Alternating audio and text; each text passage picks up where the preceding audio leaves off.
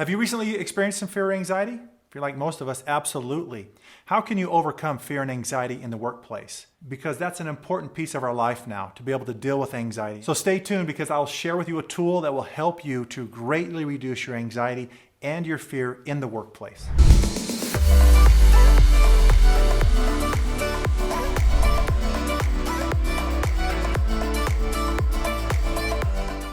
Hi, I'm Doug Nielsen, and I see a lot of leaders struggling, particularly right now, with anxiety and with fear in the workplace and in their personal life. And I want to share here at the end of this video, you'll learn a specific tool that will greatly reduce your anxiety and your fear in the workplace and help you to be a more effective leader and enjoy it more. Would you like that? Stay tuned. If there's one thing that I've seen in over my 15 years of experience as an executive coach and a psychotherapist, is sometimes fear and anxiety can hold us back. And it can really devastate a person living their full life. In fact, I have many friends who work in the hospice arena.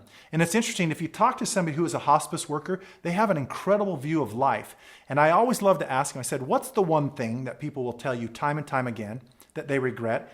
Their life is now about to end. And consistently, my friends will tell me that the one thing that they hear again and again and again is they say, I wish I could have shed the fear of what I thought other people thought of me and to live from my authentic self, to be free, to be who I wanted to be. That strikes me. And I don't know about you, but this idea of being able to live in a place of freedom. You get one life, and there are no guarantees. You might as well live this baby to the fullest. And that's what I really want to share today, is this idea of how can you shed or greatly minimize anxiety and fear and not have that be the thing that you consult in life for making decisions versus love and courage.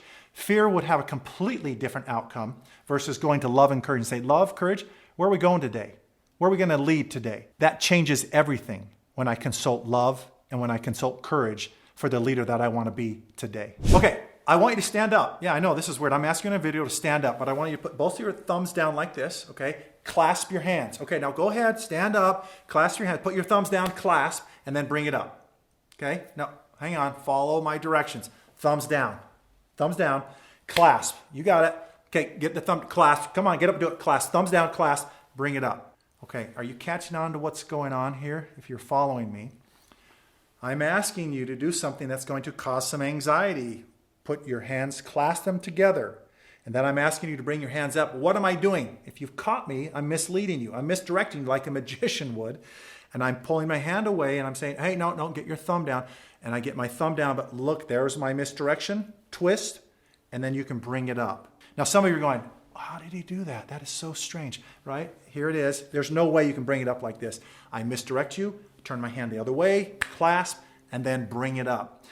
Oftentimes, we can get all twisted in our minds. I want you to try that. You go share it with somebody and have some fun, but you got to practice it first, right? The switch, and then you can have fun. But we can unravel fear. We can unravel anxiety if we have a tool to do that. But we can unravel fear, and we can unravel anxiety. Now, it's interesting. In Mandarin Chinese, their symbol for crisis is made up of two characters. One is danger, one is opportunity.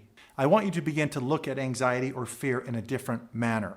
There definitely is the danger part of that. And that, whatever we focus on, we'll find in this life. If you focus on fear or danger, we'll have more of that.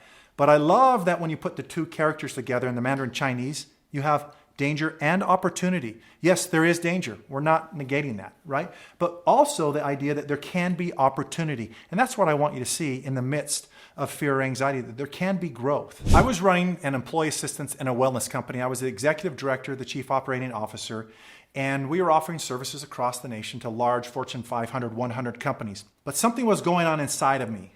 And what was going on inside of me was this dream to leave and to become a leadership consultant, a motivational speaker. Now, things were pretty good with where I was at. We'd quadrupled the size and continued to grow. More employees and so on and so forth, more companies that we were working with. But something was still inside of me saying, come on, man, there's more. There's more for you. Now, I'm not saying this is the path for everyone, but I then made a decision to go. But before, I had to look at the anxiety and the fear. And I want to share a little model with you about the story we tell ourselves. Because the story we tell ourselves again and again and again is the story that we will live. It's the story that our brain will create. I want to share with you the model that I went through to make a decision to follow my dream. And I call this the tear it up model. And it's simply this. There's a negative, sad story, the tear that makes us sad or holds us stuck, or the tear it up model. And if you don't know the story you're telling yourself, subconsciously it's creating your future, because the story you tell yourself is the story that you will live. My heart was saying, hey, it's time to leave being the executive director of this company and going out and following your heart. But then immediately, the tear story, if you will, the sad story was coming up and saying, don't do that. You'll be a fool. You'll fail. You'll never make it. So I had the thought, you'll fail. What emotion does the thought you'll fail create? Fear. When you feel fear, Doug, how do you act? I pull back. I withdraw. The result, I feel empty. I don't feel like I'm fully alive. When was the last time you surprised yourself with your own courage, Doug? It's been a while. So I knew that this story was creating my reality. And if you don't know your story, and anxiety is your story and fear, there's nothing we can do about it. It's like running full blast into a dark, pitch black room, tripping over the coffee table, slamming into the TV, hitting the wall. But if we can turn the light on and say, oh my word, look at the story. Because ultimately, the meaning that I give to my story, the thoughts, will ultimately create my results. The quickest way to tell or predict your future is to listen to the thoughts you're saying to yourself, the story, or the words you're saying to others. There's your future. Your thoughts, the story you tell yourself, will always prove your results.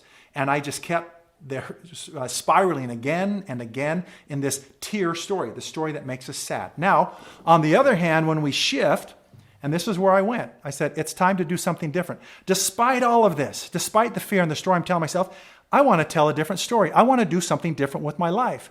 I want to tear it up, right? Every thought you have creates an emotion that then leads me to act or not to act, that then is going to create my results. I want to be my storyteller and not fear and not anxiety. I want love and courage and my heart and my yearnings to be my storyteller. So then I started to dream, literally started to change my thinking, my story, saying, yeah, despite all of this, what's possible for you, Doug? And I ask the same for you in your life as a leader. What is it that you're afraid to do right now? But you need to do it. You need to tell a different story by identifying the tear story so you can come over here and tear it up story. So I began to change my story. The thought is, I think I can impact some people's lives. I've had some experiences. I've got some ideas that work in the real world that I think can help leaders, help them in their personal life as well as their work life. What emotion does that create? Excitement. I'm excited to do this. I feel alive. When you feel alive, Doug, how do you act? I go out and I take risks, calculated risks. You get one life. Let's live this puppy. Results will prove the story that I tell myself. And so as I did that, I was actually able to leave. It was scary, and they offered to double my salary and give me more stock options. It wasn't about money. It was about me following my heart. Scary, because within about a month, I fell flat. It was really scary. But guess what? I found a way to get through that by, again, reframing my tear story to my tear it up story. Hey, if you're liking this, please give it a thumbs up if you want. I'd love that. But also, I'd love to hear any comments as you're tearing up your life, if you will, right? Your thoughts, emotions, actions, results of where you want to go. I'd love to hear your new story. Now, this I call the what if 180. The brain always loves to do this. Well, Doug, if you go do this as a leader, people might reject you, might think you're stupid or you're a doughhead or whatever the case is, okay? And so what we do with that is saying, what if that happens, Doug? And what if this? And what if this doesn't happen? It'd be terrible. It'd be awful, fear, anxiety, blah, all kinds of scary stuff. And I call this the what if 180. Well, what if instead this happens? Tear it up. What if instead this happens and it opens up more opportunities? What if, yeah, I run into obstacles, but what if I get through those? And what if I have a breakthrough? What if I network with people? So it's simply going from the what if 180, if you will, the negative posture, but what if that? The world doesn't need another whiner, right? The world needs somebody, you, alive fully. So I want you to shift, literally, look at your body language when we're in the tear model, and I want you to shift into the power pose, okay? What if 180? And I want you to practice being aware when anxiety comes in and starts dogging you, saying you can't do it. You don't have what it takes. You're not enough. You'll be a fool. Happens to all of us. We immediately go into a neural state of mind, and I want you to shift your body. Yeah, but what if this happens? And you connect with what you really yearn for and what you want, and you start telling this new story again and again with energy, and hold yourself and breathe into your gut, into your belly, and breathe in opportunity, breathe in courage, breathe in love, and say, is it possible? It is possible. My friends, you get one life. Don't allow anxiety and fear to run it. As a leader, step into that courage and say, I want to grow. I want to keep moving forward, and I can do that by stepping into the tear it up story that I'm telling myself. So if you'd like to learn more about how you can tear it up in your life and not allow fear and anxiety to rule, go to my website at dougspeaks.com.